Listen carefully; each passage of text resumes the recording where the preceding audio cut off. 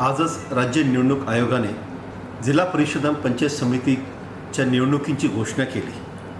त्यानुसार सांगली जिल्ह्यामध्ये 61 गटांमध्ये आणि 122 गणांमध्ये जिल्हा परिषद पंचायत समितीची निवडणूक होणार आहे।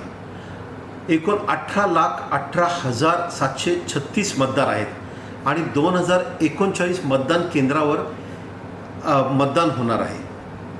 या सर्व मतदान केंद्रांवर जे मतदान होणार आहे ते अत्यंत निर्भय पद्धतीने व्हावं, भयमुक्त व्हावं, यासाठी आचारसंहितेची अंमलबजावणी जिल्हा परिषदेच्या कार्यक्षेत्रामध्ये आता आजपासून सुरू झालेली आहे।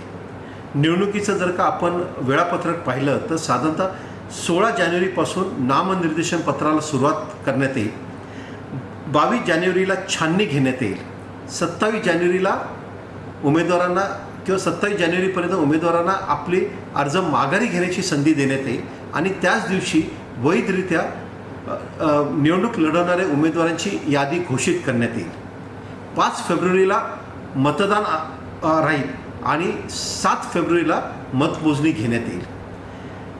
या सगळ्या ठिकाणी निवडणूक निर्णय अधिकारी म्हणून प्रांत अधिकारी अथवा तहसीलदार यांना आम्ही नेमत आहोत।